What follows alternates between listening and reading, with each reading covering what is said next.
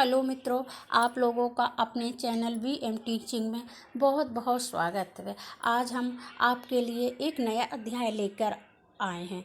देखिए, हम आज आप लोगों को हम आज की क्लास में रीतिकाल यानी कि उत्तर मध्यकाल के विषय में विस्तार पूर्वक बताएंगे। ठीक है, रीतिकाल किसे कहते हैं। ठीक है, चैप्टर शुरू होने के पहले जो हमारे चैनल में नए हो वो प्लीज़ सब्सक्राइब कर दें। ठीक है, रीतिकाल किसे कहते हैं। रीतिकाल को हम लोग उत्तर मध्यकाल भी कहते हैं। ठीक है, अगर रीतिकाल या उत्तर मध्यकाल या मध्यकाल आ जाए तो रीतिकाल के विषय में ही लिखना है, ध्यान रखिएगा। रीतिकाल में काव्य का उद्देश्य क्या है, राज दरबारों के माध्यम तक ही एक सीमित रह गया था। वो मतलब रीतिकाल के जो कवि थे वो आगे बढ़ के कविताएं या रचनाएं नहीं करते थे। वो एक राज दरबारों यानी कि किसी राजा के आश्रित में होके राजाओं की प्रशंसा के विषय में कविताएं करते थे। हैं, और उस काल में जो है जिस राजा के पास जितने अधिक कवि रहते थे उनको उस राजा को अत्यधिक गौरवशाली समझा जाता था, और कवि भी अपने आप को गौरवशाली समझाया करते थे कि हम इस राजा के आश्रय हैं, आश्रयदाता कवि हैं। ठीक है, और उनको इन रचनाओं उनकी प्रशंसा में रचनाएं करते थे, उनके विषय में रचनाएं करते थे, उनके राजघराने के विषय में रचनाएं करते थे, या उनके एक सीमित क्षेत्र के दायरे में रहकर रचनाएं करते थे। तो इसको जो है, और रीतिकाल की रचनाओं में जो है क्या मुख्य विषय है उनका, जो है वो श्रृंगार, शोभा और चमत्कार को अधिक स्थान दिया करते थे। हाँ, मतलब इनके रचनाओं में जो है श्रृंगार रस एक मुख्य विषय रहता था। और चमत्कार को यानी कैसे हम बीच बीच में कैसे चमत्कार के गुण लाना है। ठीक है, इन सब के विषय में मतलब उनका एक मुख्य विषय रहता है। रीतिकाल ने कविता को भक्तों की कुटिया से निकाल कर जो है एक राज दरबार में कैद कर दिया गया था। रीतिकाल में जो की कविताएं जो हैं वो भक्तों की कुटिया में बैठकर नहीं होती थी। एक जैसे लोग कवि क्या करते थे कि कभी जंगल में बैठ के या किसी पेड़ के नीचे बैठ के या कहीं अपना एक स्थान बना के रचनाएं करते थे। हैं, पर रीतिकाल में क्या रहता है, वो रचनाएं जो हैं कहाँ करते थे, राज दरबारों में कैद हो जाती थी उनकी रचनाएं। हमने बताया ना, एक किसी राजा के विषय में प्रशंसा करना, उसके राज दरबार के विषय में चर्चा करना, या उसके अधिकार क्षेत्र के मतलब उसके अधिकार क्षेत्र में उसके राज्य में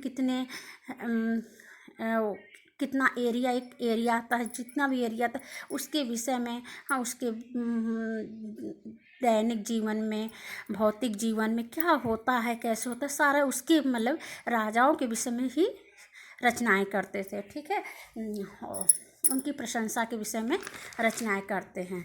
हाँ, रीतिकाल को जो है कितने भागों में, रीतिकाल को भी कुल 3 भागों में बांटा गया था।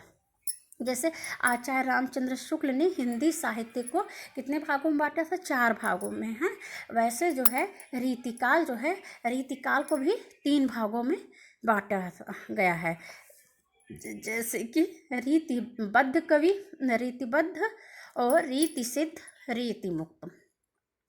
कवि 3 प्रकार के होते थे, 3 प्रकार से रचनाएं करते थे।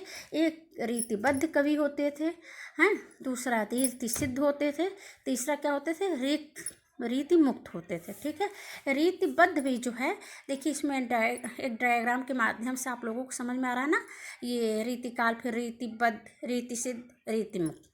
और रीतिबद्ध को भी 2 भागों में बांटा गया था। कौन कौन से, एक काव्य विवेचन, एक श्रृंगारिकता।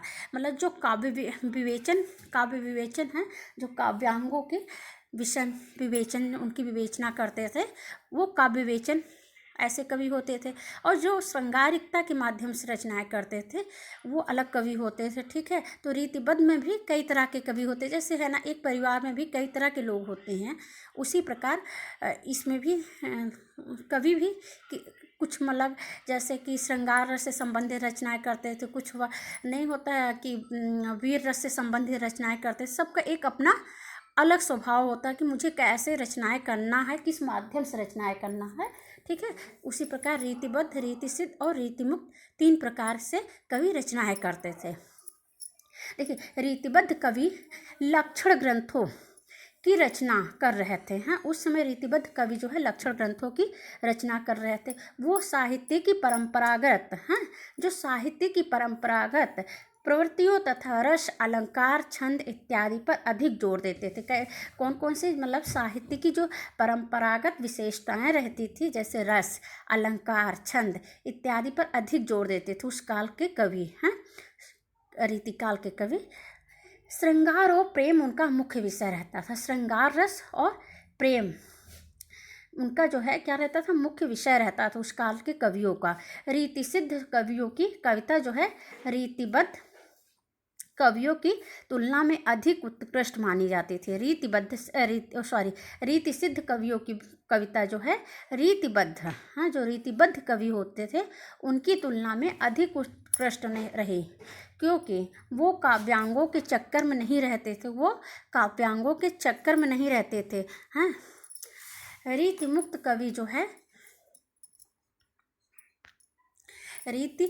कवि जो है स्वाधीन चिंतन दृष्टि द्वारा कविता करते थे। स्वाधीन चिंतन मतलब वो जो है अपने चिंतन मनन से रचनाएं करते थे। वो रस, छंद, अलंकार के चक्कर में, काव्यांगों के चक्कर में नहीं पड़ते थे। दृष्टि द्वारा, अपनी स्वाभाविक दृष्टि द्वारा वो रचनाएं करते थे। उनकी कविता रूढ़िवादिता के विरुद्ध विद्रोह भी करती थी। उनके मन में जैसे भाव आते थे, जैसे विचार आते थे, या जो सोचते थे उस काल में क्या होता था, वो रचनाएं वो करते थे। कौन? फिर देखिए, रीतिबद्ध कवि जो हैं केशव। हाँ, रीतिबद्ध कवि कौन है? रीतिमुक्त कवि मतलब अपनी इच्छा अनुसार रचनाएं करते थे, ठीक है। रीतिबद्ध कवि जो हैं कौन है? केशव। ये रीतिबद्ध मतलब रीतिकाल की सारी विशेषताओं को लेकर ये रचनाएं करते, जैसे केशव, हाँ, चिंतामणि, मतीराम, देव, रसलीन इत्यादि हैं। और रीतिसिद्ध कवि कौन है? बिहारी। रीतिसिद्ध जो है बिहारी है। और रीतिमुक्त कवि हैं जो रस, छंद, अलंकार से परे होकर रचनाएं करते थे। घनानंद, ठाकुर, आलम, बोधा, भूषण इत्यादि, ठीक है। रीतिकाल की जो है साहित्यिक रचनाएं कौन से थे? उनकी साहित्यिक रचनाएं जैसे बिहारी, हाँ, सतसई, बिहारी सतसई के रचना कौन है? बिहारी सतसई के बिहारी, ठीक है। शिवा बावनी और शिवराज भूषण, देखिए नाम से स्पष्ट हो रहा है ना, इसके रचनाकार कौन है? शिवा बावनी और शिवराज भूषण इसके रचनाकार हैं, ठीक है। और कवि प्रिया और रामचंद्रिका, ठीक है। कवि प्रिया और रामचंद्रिका किसकी रचना है? केशवदास की। भाव विलास अष्टयाम देव की, ठीक है।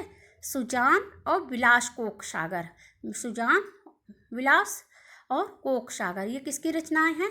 घनानंद की, ठीक है। अब हम अपना अगला चैप्टर आधुनिक काल के विषय में आपको कल बताएंगे। धन्यवाद।